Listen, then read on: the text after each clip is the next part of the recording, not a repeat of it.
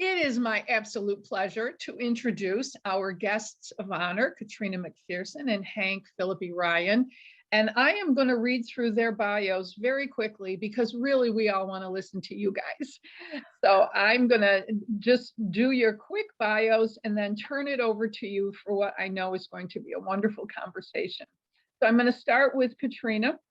National best-selling and multi-award winning author CATRIONA McPHERSON, she, her, was born in Scotland and lived there until immigrating to the United States in 2010. CATRIONA writes historical detective stories set in the old country in the 1930s, featuring gently born lady sleuth Dandy Gilver. The latest of these is 2021's The Mirror Dance. After 8 years in the new country, she kicked off the comic Last Ditch Motel series, which takes a wry but affectionate look at California life from the point of view of a displaced Scot. Where do we get our ideas? Book 4, Scott Mist, came out in January. CATRIONA also writes a strand of contemporary psychological, there we go, thrillers. The latest of these is last year's A Gingerbread House. CATRIONA is a member of MWA, CWA, Society of Authors, and a proud lifetime member and former national president of Sisters in Crime. You can learn more at CATRIONAMcPHERSON.com. Yay! Thank you. And Hank Phillippi Ryan is the USA Today bestselling author of 13 novels of suspense. She has also won multiple prestigious awards for her crime fiction, including 5 Agathas, 4 Anthonys, and the coveted Mary Higgins Clark Award. She's also the on-air investigative reporter for Boston's WHDH-TV and has won an amazing 37 Emmys, 14 Edward R. Murrow Awards, and dozens of other honors for her groundbreaking journalism. National book reviews have called Hank a master at crafting suspenseful mysteries and a superb and gifted storyteller. Hank's novels have been named Best Thrillers of the Year by Library Journal, New York Post, BookBub, Pop Sugar, Real Simple Magazine, and others. Her newest book is Her Perfect Life, a chilling psychological standalone about fame, family, and revenge. It received starred reviews from Kirkus and Publishers Weekly, which called it a superlative thriller, and has now been nominated for an Agatha Award. Ladies, the floor is yours. Thank you. CATRIONA, I love when you held up the book. It was like Lily was right there on screen. Right, that was so funny. You know, can I say, as I was reading that book, you know, you read a book and it's lying around the house. This is why I can't, Kindles make for boring house guests, although any house guest would be great. Neil calls it her perfect brows. She does have absolutely perfect eyebrows, doesn't she? The whole thing is perfect. You know, we really went back. She does have perfect eyebrows. We went back and forth over this cover, as always or often happens. And I said I wanted mysterious, enigmatic, gorgeous, and I got Girl with the Pearl Earring. You know, it's just so amazing. Even the text. And look at yours, though. I mean, oh, you have on your matching Dandy Gilver coat. It's all about the coat. Right? It's all about the coat. I want that coat so much. I know. I could write it into my contract. Yeah, whatever. And the coat. And the coat. And the coat for all your friends as well. Yes. Oh, okay. Yeah. Exactly. Yeah, for sure. Okay. So here we are. And you've already taught a class today, is that right? I have. It was absolutely great. A class in well, it wasn't a class. It was a panel, is the word I'm searching for so unsuccessfully, with Alexia, who I know who is here, and Terry Farley Moran, who just entered her 5 millionth book, and Ovidia Yu and Tina de Bellegarde herself, and it was great about cozy sleuth. So we had a wonderful time. And yours is later today, right? Yes, mine is historical fiction at 3:30. I'll come heckle you. Okay. So you all, CATRIONA and I have been friends for such a long time, and we were trying to figure out how to interview each other and chat with each other today, because the two of us would be like, no, you go, no, you go, no, you go, no, it's okay, you go. So we decided to have a series of questions, and we're very organized about this, and now we're going to see if this works. And our first question is, I always meant to ask you. Oh, now you said there were going to be no production values, and you've put illustrations on yours. I know I put hearts on them. Now, those hearts are for yours. Although no, but when you said this, I have always meant to ask you, and I can't remember where we met. And isn't that the case for so many of us in this community, that we part of that is that we met in convention land, and who knows what hotel that was, or where it was, or what it said on our lanyard. I can't remember when we met, but I have always meant to ask you, because once upon a time we were doing something together, and you said that as a reporter, when you started to write fiction, you found it really, really difficult to write in the past tense, because you were thinking, well, if it's in the past, it's happened and it's finished, and who's going to care? It's got to have the urgency of, in the moment, on the ground. So, and it's particularly because you haven't stopped being a reporter, where I stopped doing what I did before. I've always meant to ask, how's that going? Did it get better, or is it still a struggle to write in the past tense? Yeah, I know what you're saying. I'm just trying to figure out how much to laugh at that question, because what a good question that is. And the answer has to be no. It has not gotten any easier. It's interesting what Katrina was talking about, and what it's still so top of mind to me is people who write in past tense. My first book, Primetime, people have asked me why I decided to write that in first person. And my answer to that is, well, I didn't decide. It just came out in first person. Charlotte McNally's voice just came out in first person. And that was very natural and very easy for me to write. I went to the store. I wrote in present tense. I go to the store, I looked at this, I looked up this, I wondered about this, all this sort of thing. So when I started writing thrillers, bigger standalone novels of suspense, I knew that those stories had to be more complex. They had to have multiple points of view. I had to sort of raise the level of the elaborateness of my writing, and you can't really do that in first person. So I had to teach myself. I actively had to teach myself to write in third person past tense, and I did it by fairy tales. I would sit down at this very computer every day and say, once upon a time, there was a beautiful princess. And I thought, I know the structure of that. I know how to tell a story like that, something that happened in the past, that is a wonderful, immersive, relatable story that that when you hear it, you think, oh, here comes a story. And I'm going to listen to that. And I taught myself by fairy tales to do that. It is a daily struggle. It is a daily struggle to do that, I have to say. Sometimes our brains are just wired. The other thing I wondered was whether I could make stuff up after being a reporter for so long, and saying what I had seen, and relating what I had heard, and describing the videos the descriptions that I had.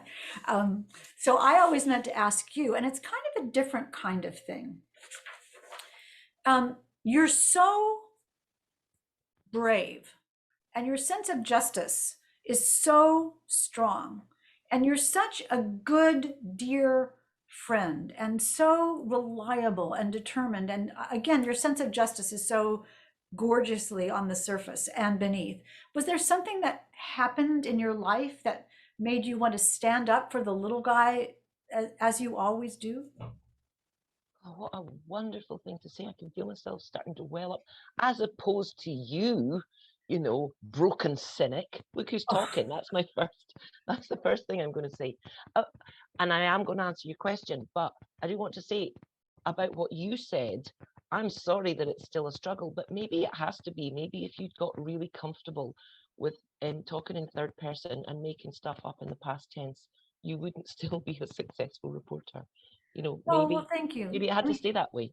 Sorry. It's interesting because I do think that as a reporter, I go out in search of the story. That's what I do every day as a reporter, searching for the story.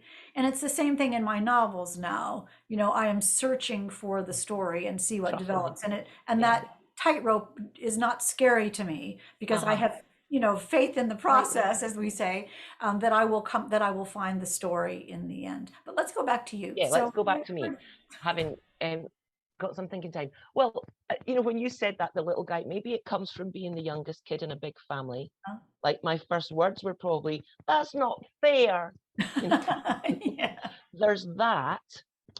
And also, I think I was just talking about this yesterday, actually. I'm reading Ta-Nehisi Coates at the moment.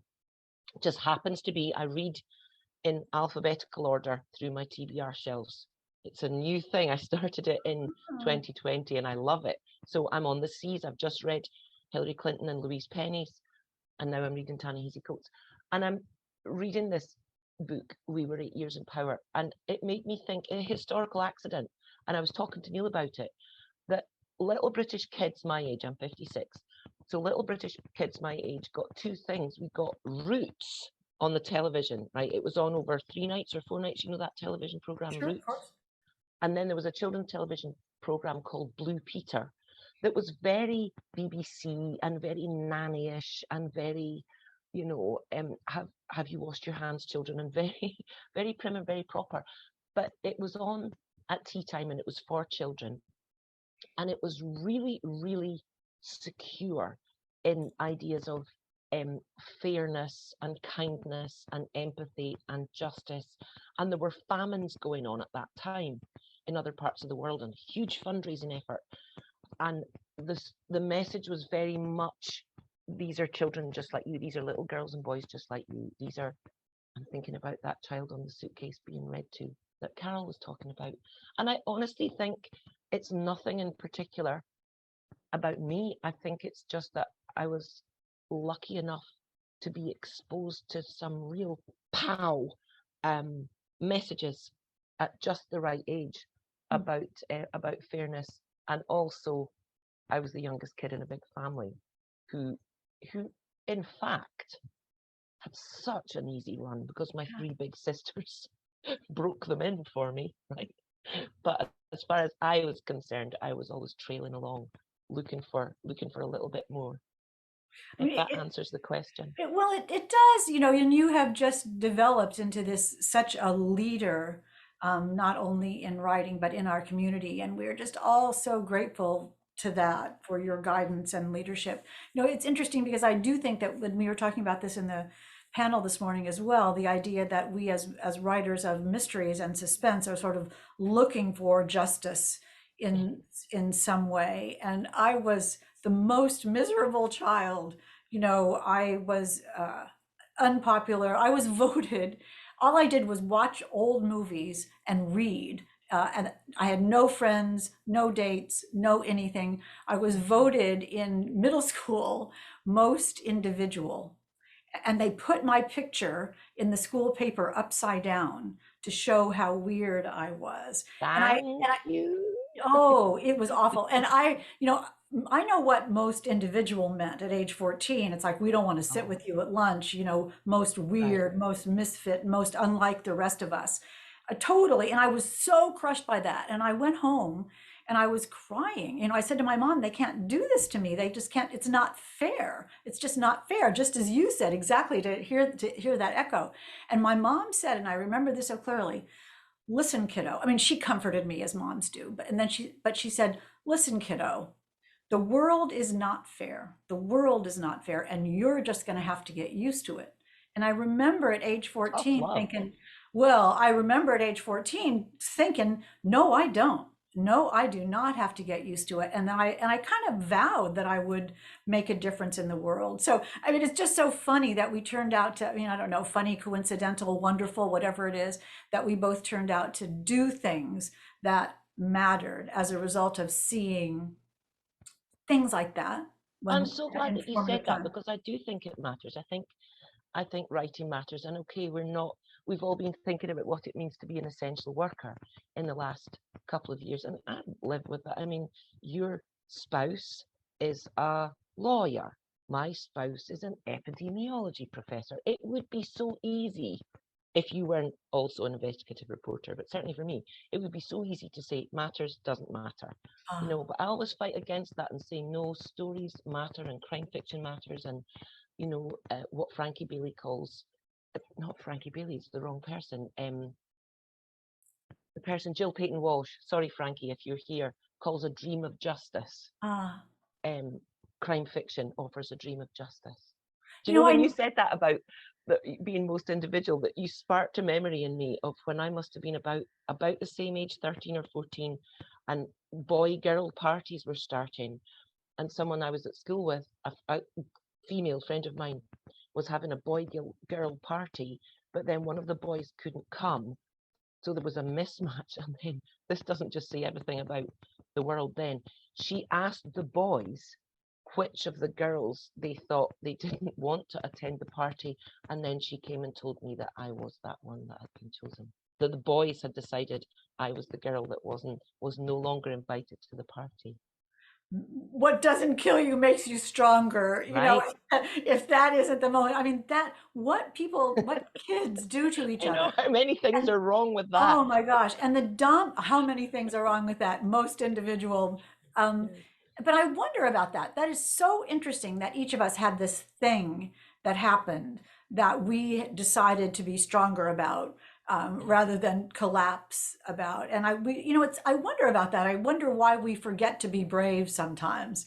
You know, we do things when we're kids and we think I'm gonna rule the world. And then when we grow up, sometimes we think, I don't know, there's nothing I can do about it. And there is. You know, when the pandemic started, I was in the middle of writing Her Perfect Life.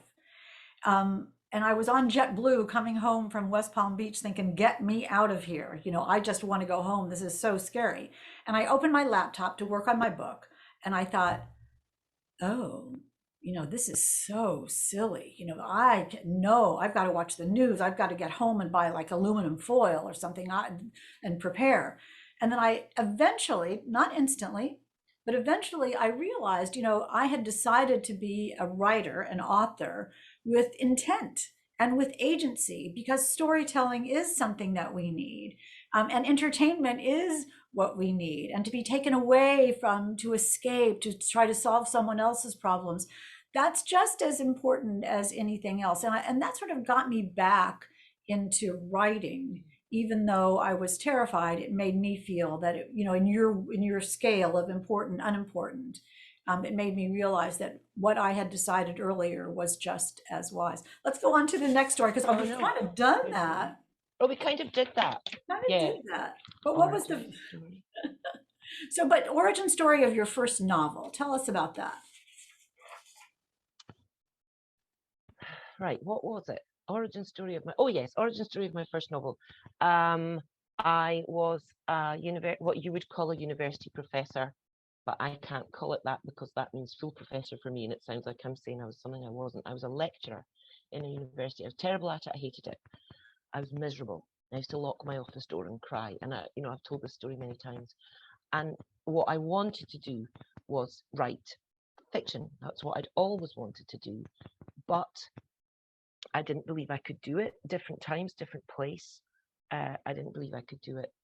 But I was so bad at being an academic and so unhappy and so useless that this ludicrous dream of being a writer in contrast became more sensible, because I knew I couldn't do what I was doing for the rest of my life. Sorry. Well, I was just going to say, so then what happened? So I left. I resigned from my job in a high stakes move, and people go, "Oh, I couldn't do that because I've got a mortgage to pay, and then I've got another card to play. I can say, yeah, we sold our house." That's how much I hated my job. And I sat down with no experience and no connections and no nothing to write a book. And I wrote a book, and I wrote academic writing out of my system. Like you were talking, when you talked about what it means to use language as a reporter, I used language as an academic, and I wrote this awful book with no playfulness, lots of clarity and showing of sources and things. And it was rejected 40 times, and I'd given up my job and we'd sold our house.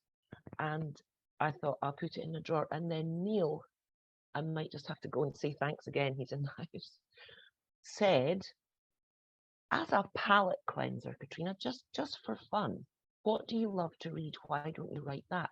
Just for fun. And so I wrote the first Dandy Gilbert novel, and the series is now 15 books long. So that's my origin story. Was sitting on a beach thinking, what have I done? What have I done? But you went all in. You went all in. You don't. Didn't I? That's I joke and say it looks like a breakdown more than a career move. And my family were horrified. I was the first person in my family ever to go to university. And then I did a PhD. And then I got a job in the university. And then I left. And they were, except my father-in-law, he was the only one out of the 4 parents who, from the start, said, I want front row seat in the first award ceremony. Oh, but you were all in, and you had a dream, and you were going to do it. And when a person has a dream, it doesn't mean that it's instantly going to happen, or they're instantly going to do it right, whatever right is. The first time, it means I am willing, I am brave enough to take these steps to do something that I want to do. And you were also confident enough to understand that you weren't going to get there instantly. I mean, that's the thing that I think sometimes happens with people who start writing, is they think, I wrote a book, now I should be a star. And now I wrote a book, and maybe if you want a traditional publisher and then you don't get one, you can go all in on that book. And that's certainly something I could have done, but it was a bad book. I'm so glad that I didn't have that anvil tied to my ankles as I tried to write the next book. You know, people looking at chapter 1 and going, ooh, phew, no thanks. So how about you? Why? I mean, it's not my story. My story is, I am a miserable failure at this thing I've trained to do for 9 years. What the hell am I going to do instead? Clearly, that's not what happened to you. So yeah, that's so, yes, that is so interesting. That's a wonderful way of looking at it. And also, you know, sort of equally unique is that I was at that point, you know, I was 55 when I wrote my first novel. And I was a perfectly successful television reporter with a perfectly successful career. I'd been a reporter for 30 years at that point. And I just had a good idea for a novel. You know, when I was little, I wanted to write, I couldn't decide whether I wanted to write mystery novels or be a detective. You know, I thought it might be more fun to be Sherlock Holmes than to write about Sherlock Holmes. But both of those things, you know, were very formative to me. And one day at Channel 7, and this is how ideas work, I think, and we can talk about this at some point. One day at Channel 7, I just had a good idea. And I remember it now so clearly because I got goosebumps and I thought, oh my golly, you know, this blink reflex that we have when you know that you have a good idea. And I knew I had a good idea. And I went home and I said to my husband, sweetheart, I've got a great idea for a mystery. I'm going to write a mystery. And Jonathan says, great, honey. You know, great. He says, do you know how to write a mystery? And I'm like, how hard can it be? You know, I've read a million of these. And I remember it so clearly. And Jonathan laughed and I laughed, but I was absolutely obsessed. I knew this was a good idea. And I wrote every night and every weekend and no vacation. I did nothing except write this book.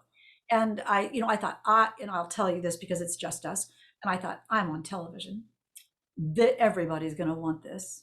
And I sent the first part of it to 2 agents. And one of them wrote, but I wrote a synopsis, the first part of the book and a synopsis. I sent to 2 agents thinking, this is going to be great. This is going to be a snap. And one of them wrote back, this is one of the best plots I've ever heard, but you are not a very good writer. Oh. And the other one wrote back, you are such a, you know, essentially, you are such a good writer, but this story is the stupidest thing I have ever heard. You know, well, there you go. It's a wash, right? So I took one from column A and one from column B. Well, no, actually, I was devastated. I was absolutely devastated. I thought, well, I clearly can't do this. I cannot do this. I'm terrible. And then I thought, whatever, I'm going to try this. I love this story. So I finished the story. Finally, got an agent. Fine. Everybody said no. All the publishers said no. Everybody said no. Everybody said no.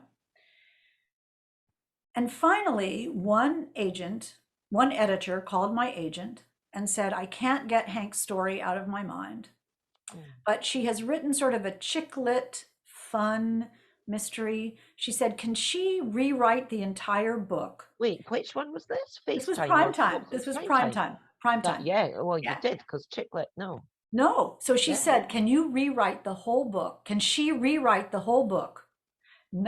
Make it not chick lit, but make it serious women's fiction mystery. And my agent said to me, I don't think you can do that. And I said, you know, watch me dive. And I did that, and that became primetime. So super long story short, I rewrote the whole book because of one editor who saw something in it and asked me to rewrite the entire book. That was primetime, won the Agatha for best first novel, and that was the beginning of this. So all those things, all those pitfalls had to happen along the way. So we did both I. learned. Incidentally, I rewrote that book too. That awful book full of academic English that was not anything. I rewrote it as Come to Harm.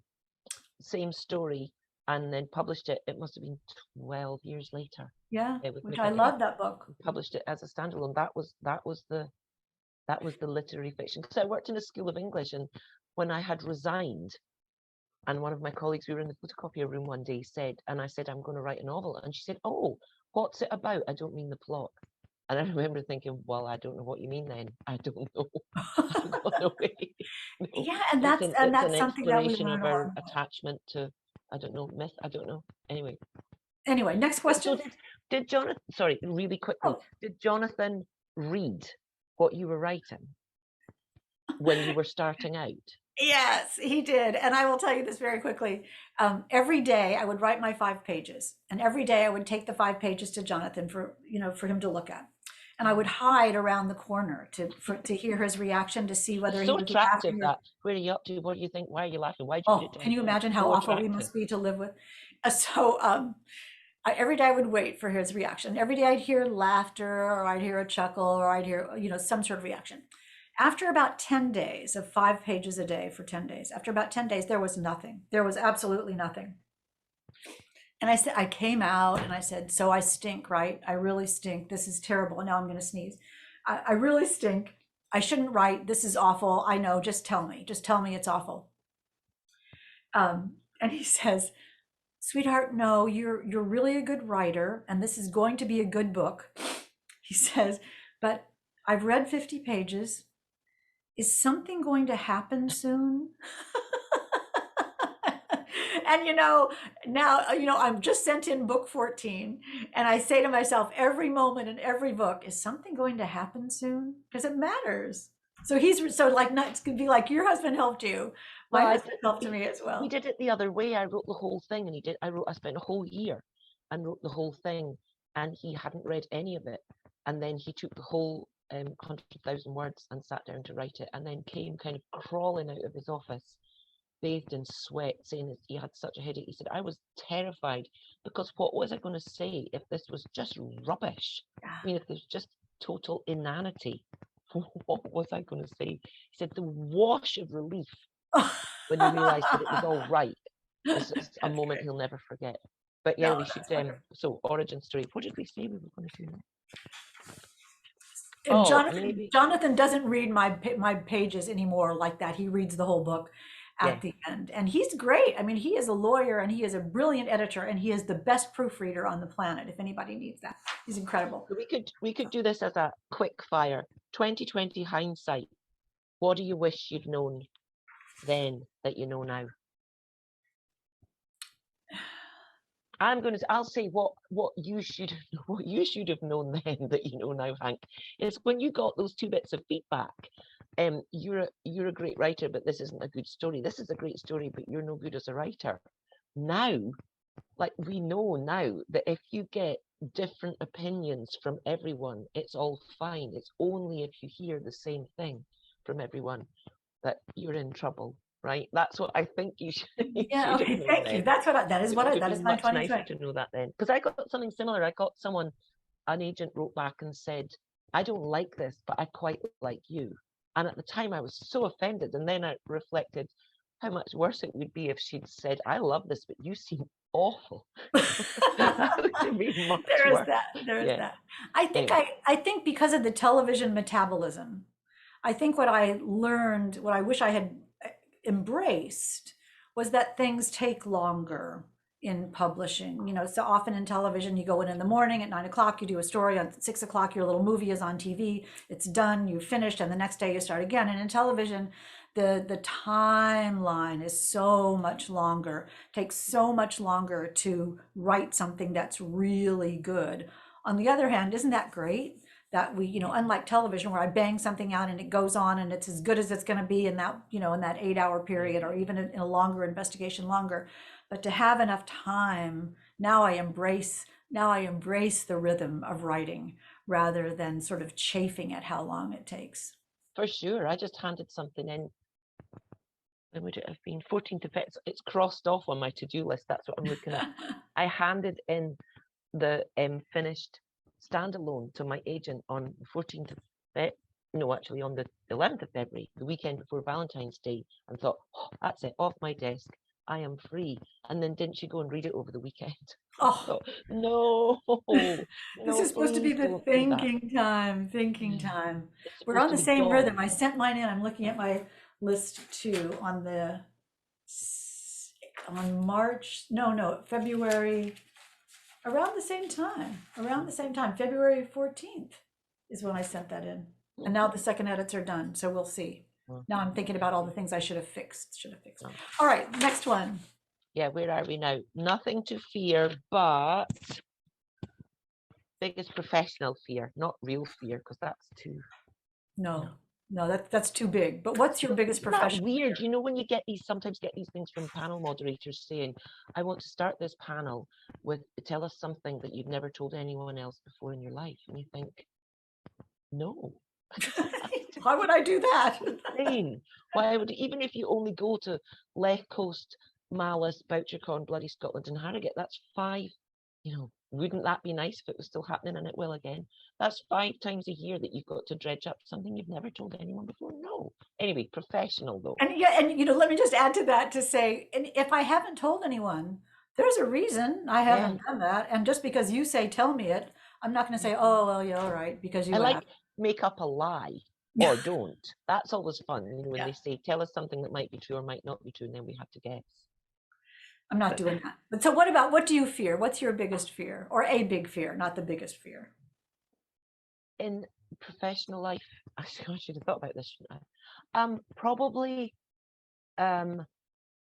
mistakes, published mistakes that really matter, that can't fix, something like that. Finding out, you know, I mean, there are always mistakes. I mean, there's always something. There's always going to be an email. And I would say to anyone, if you read a new hardback, tell the author they've made a mistake, because if the hardback's just out, you can fix it with the paperback. But if you read something 5 years old, we already know, right? We don't need to tell someone. But, and, you know, that doesn't matter. We all make mistakes.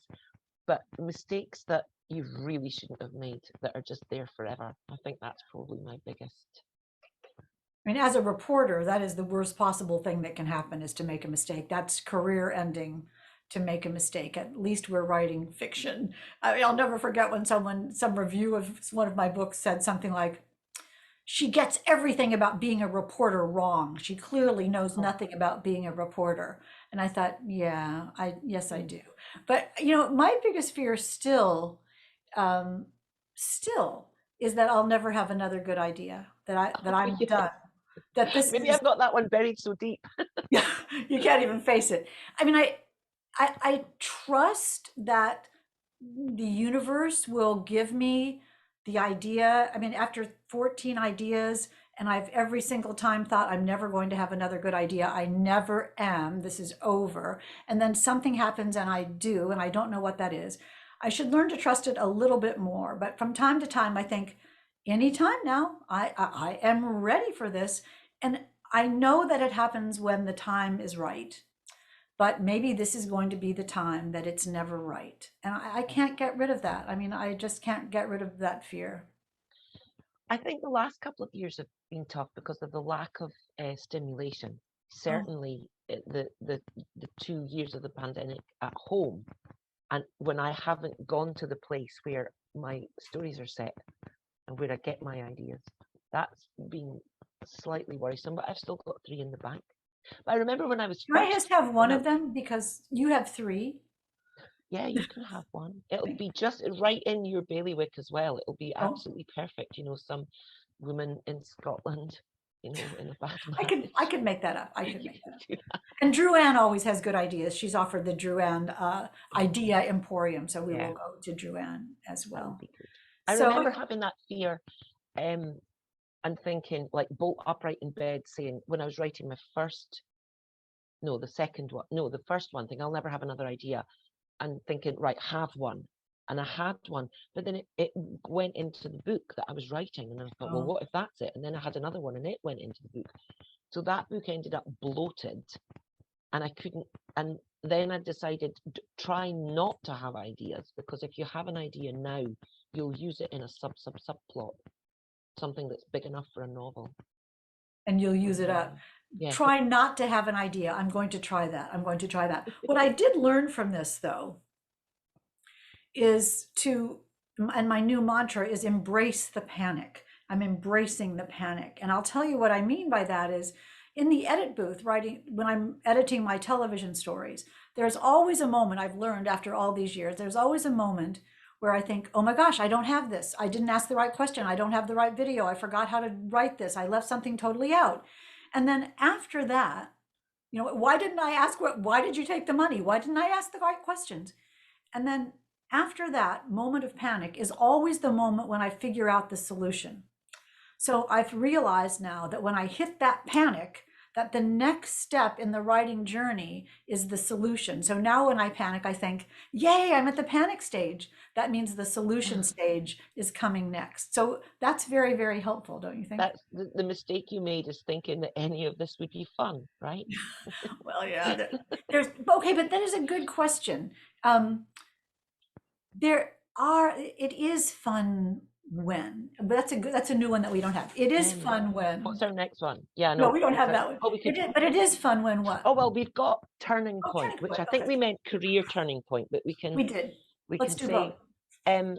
it is fun when, yeah, there is that moment, isn't there? There's that moment, and I'm not a planner, so you know, I'm a pantser.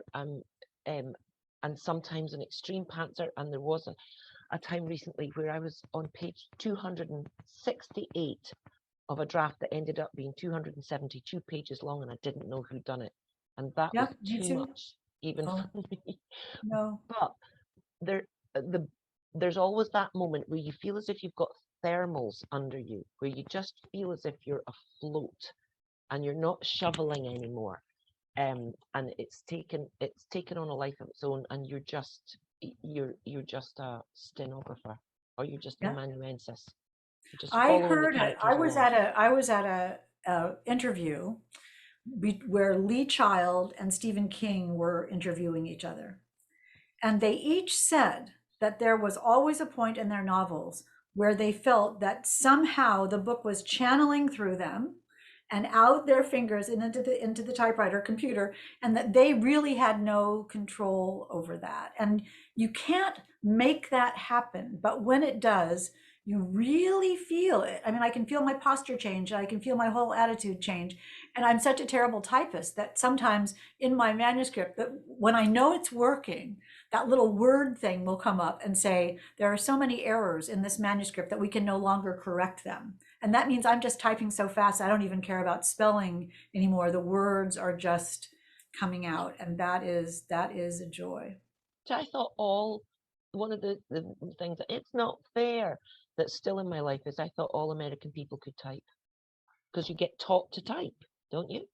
Well, No. I took typing, but I thought it was boring. So it was easier for me to memorize the paragraph and then look at the keys and type it. This did not serve me well. So I am terrible. It is awful. It is almost annoying. And I thought about taking one of those Mavis Beacon typing classes online, because wouldn't it be better to learn how to type so I don't have to do everything 14 times, but I'm not doing that.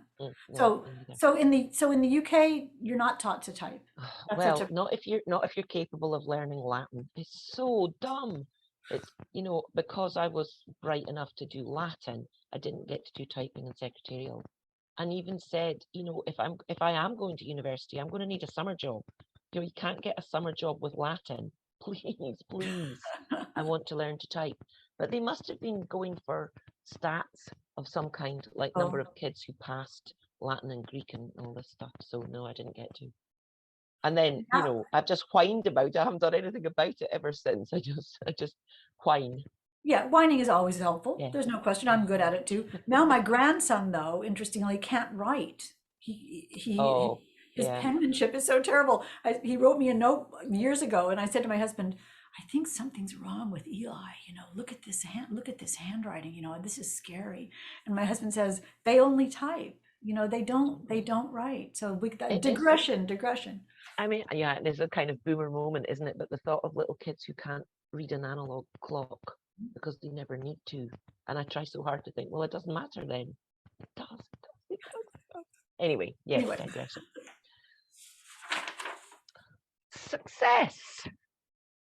Right. When did you, and like you say, since it's just us, when did you think success? I've done it. I've made it. No. Or what does it mean? Or no? Have you never had that moment? Uh, I have felt very happy. I have felt thrilled and honored and surprised. I have felt sheer joy at many moments. Success, I just think, I mean, maybe I'm not a self-actualized person, because if you look on paper, it looks like, whoa, yeah, success.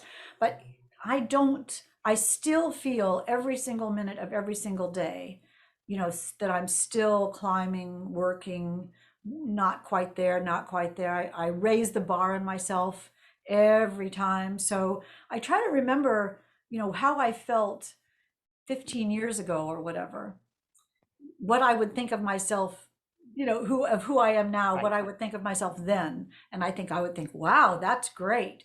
But I've raised the bar on myself so many times that I don't feel that. I honestly feel new, and that I need to work much, much harder to be whatever Oh, successful is. What I'm about so you? glad you said that, because that, you know, there's that. I still feel like I'm new here. I don't know who's going to help me. I don't know how any of this works. And then there's that moment when you realize we're not going to get away with that. We've got to, we've got to inhabit the past president of Sisters in Crime, 14 novels, however many I've got.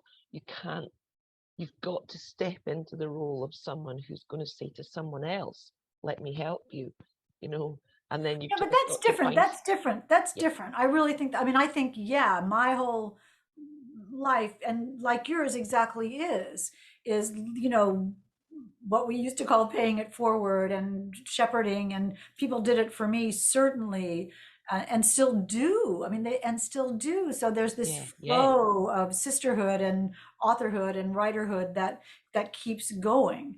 But if we're talking about personally, I mean, like in my heart, I think I need to work harder. I need to be better. I need to Well, do more. maybe it's inevitable because it's not fair. Here we go again. We've got no tenure. You know, it's just always the next book. Yeah. It's the next book. I tell you, there was one moment though, which was BoucherCon somewhere. Who knows where? It was a BoucherCon, and I was the past president of Sisters in Crime, and I'd done that Sync Integrate writing thing that used to be on a Wednesday and maybe still is and will be again.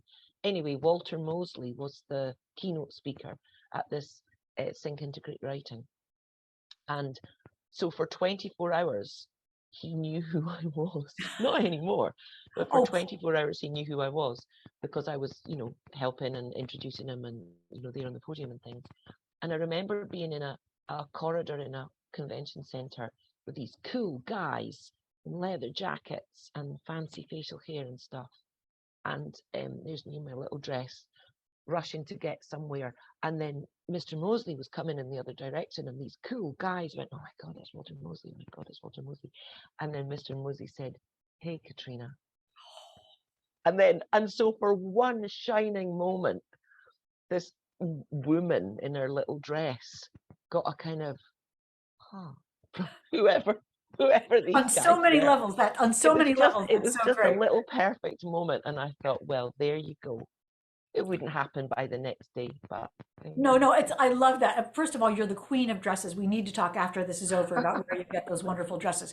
But every single thing about that is wonderful. You know, the but guy then, and the fancy facial hair and Mr. Mosley and you and your expectations. It sort of happened to me that same sort of thing. My story like that is that it was at Crime Bake some years ago, New England Crime Bake. And I was sitting at one of the little tables in the ballroom where there are lunches and dinners and panels and things like that, sitting by myself at a little table. And I felt a tap on my shoulder. And I turned around, and it was Sue Grafton, who had my book, and she was wanting me to sign my book to her. And I burst out laughing. And through Providence, someone was there taking a picture of it, just this random snapshot, happy snap photograph. And there is this photo that exists of me with my head thrown back, just laughing like crazy in awe and in honor and hilarity, you know, that my complete idol is there asking me to autograph my book to her. So those moments, and those are the connections though, right? Those are the connections of the sort of chain of history of who we are and what we do and where we're going. Yeah, that's lovely. That's lovely. I know Tracy's saying, OMG, Sue Grafton. Excellent. All right, next one. I know. We're running out of time. Oh no. Oh, fast. here we go. How's the book going? And my smiley face is that, because when people say that, I never know which book they're talking about. Is it the one that we're trying to pull out from the pit of our belly? No, how's this going? Oh, right. It's not the one that we're doing the edits of. How's that one going? Well, that one. How's this going? Well, here's a moment. You know, the first time I sold film and television rights to a book, I thought, well, here we go, Masterpiece Theatre in about a month and a half, because I was not thinking of that kind of television time, not your kind of television time. I was so excited. And then the second time I sold film and television rights, I thought, well, it's a bit of money, it doesn't hurt. And so now that these negotiations are clanking through for the third or fourth time, it's just part of life.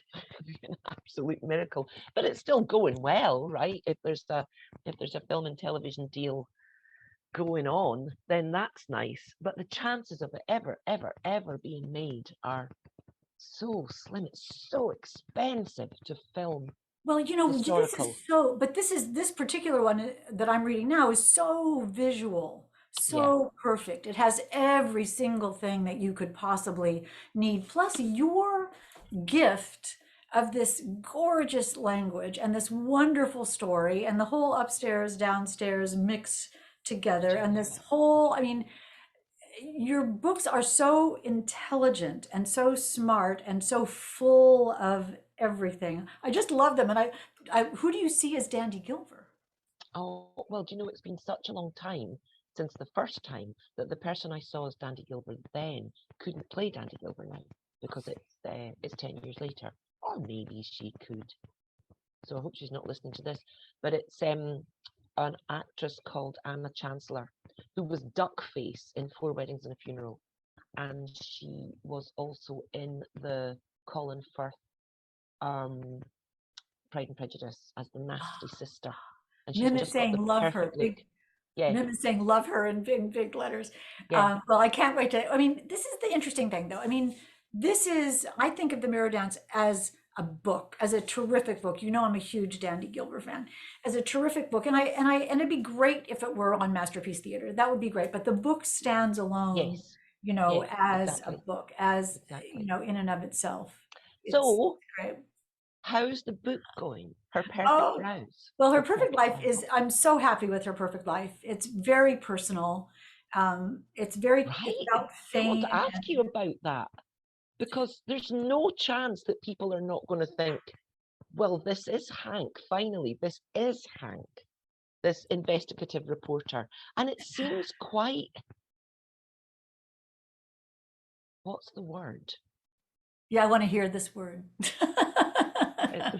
I was going to say brave, honest, you know, well, open. you know, Yeah, I mean, thank you. revelatory.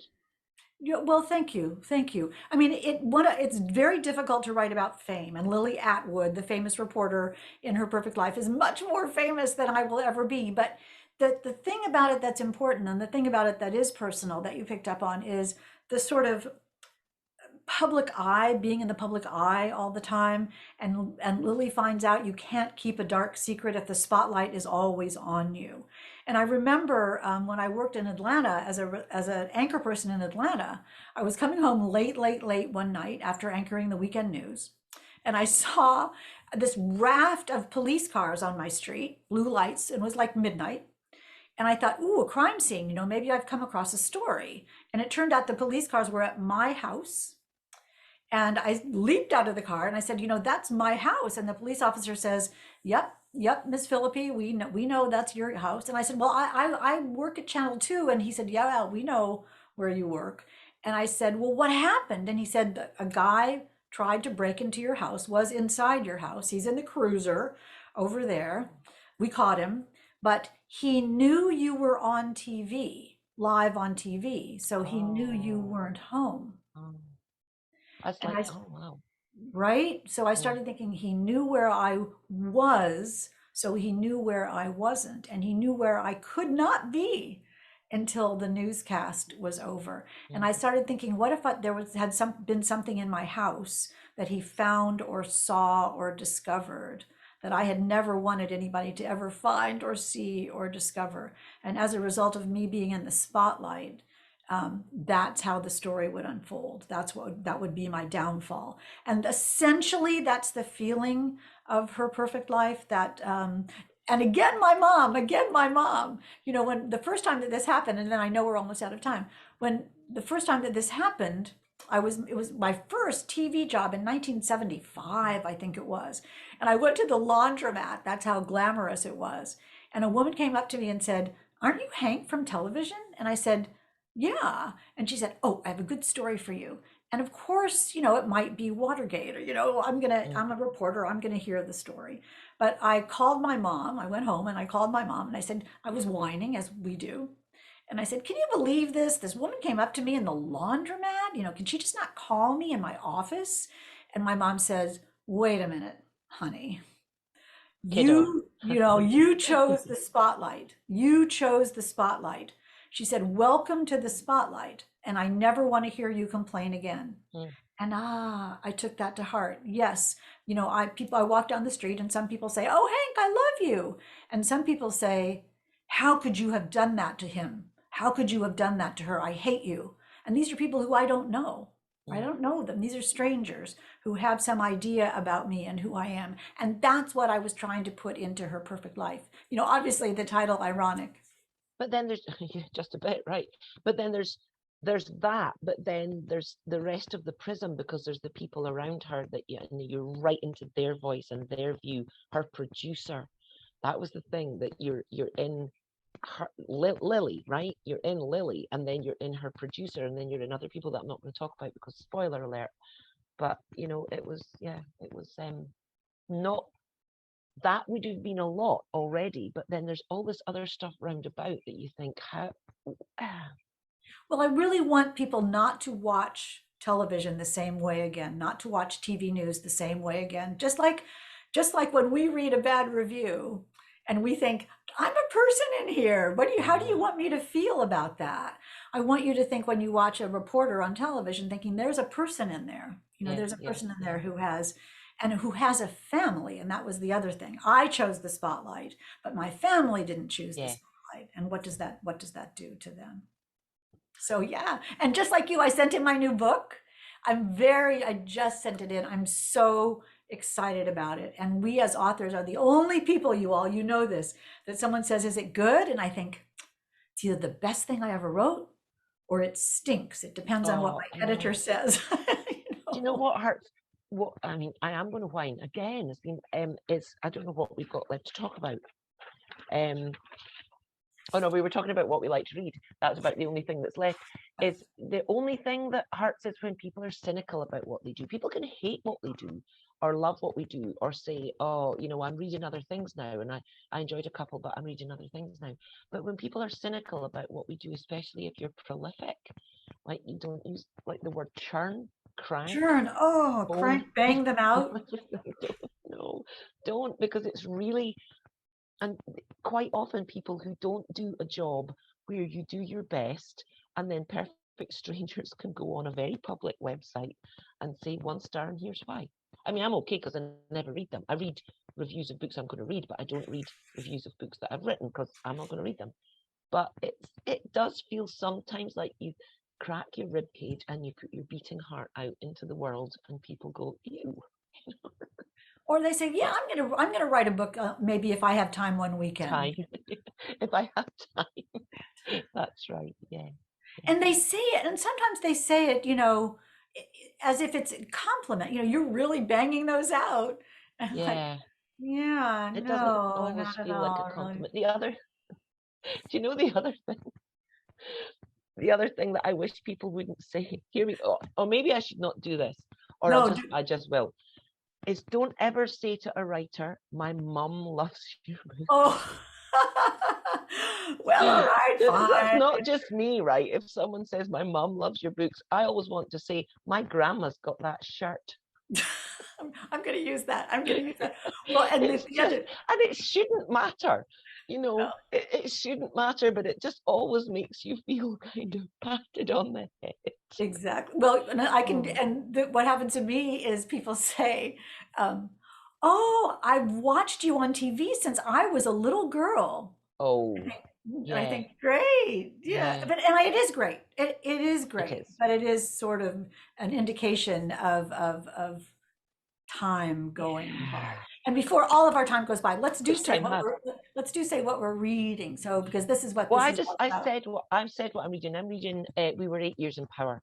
Okay. And before that, and I just read Hillary Clinton and Louise Penny's State of Terror. Before that, and before that, I read the last unread Mary Higgins Clark, which was Oh, very bittersweet. The only one of hers that I hadn't read, and I read it. So oh, that is such that a was what a legacy she left, and that and her first book where the children is so forward thinking, you know, so yeah, yeah, groundbreaking. Read yeah. that now, and you will not believe it. Let me quickly tell you some really good books because I don't want you to miss these. Do you know Janice Hallett's The Appeal is all written, it's all written in emails and documents. And when I had to read it, someone said I had to read it because I was interviewing her, and I opened it and I thought, I don't want to read this. It's all in documents and emails. Don't make me read this. It is absolutely great. Marnie is saying she loved it. The Department of Rare Books and Special Collections about a rare book Oh, librarian is isn't absolutely that a great. novel? A novel. It's brilliant and Hmm. quirky and funny and scary. This, The Violin Conspiracy by Brendan Slocum.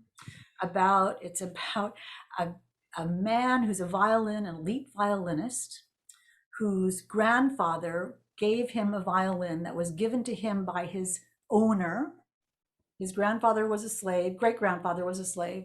His owner gave him a violin, which handed down through the family, turns out to be a Stradivarius. Oh, And on page 1, the violin is stolen when our hero is on his way to the Tchaikovsky competition. And it's a coming of age story wrapped in a mystery. And we can't be finished with talking about books without 2 of our faves. My book pile is just oh, oops, I just lost you. My book pile fell on my computer. oh! I saw Like a Dumped it. Sister. Yeah, Mine is not in this room. Like a And Sister and Alex Alex Segura's Secret Identity. Segura's Secret Identity.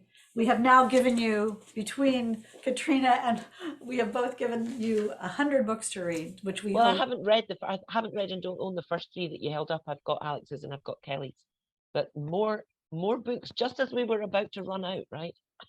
We'll never run out, and we No. can really give thanks for that. Rochelle Woodbury, how do you make time to read and write so much? You should see my house. That's my answer. Right. Ladies, I must thank you.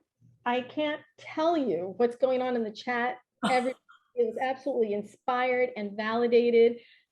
You made us laugh. I made some of us cry with those beautiful stories. Thank you for being vulnerable, for sharing with us. We really, really need to hear these stories from you because we all look up to you. Can't thank you enough. So much insight. And I don't know, the Mavens are just so honored you were here with us this weekend. Thank you so much. And I also just so honored that Hank was moderating my panel this morning. Remember, Katrina will be moderating this afternoon. She'll be doing the 1920s, 30s, and 40s panel at 3:30. Thank you. Just thank you, really. Thank you for letting us talk for this hour. This feels like such a treat.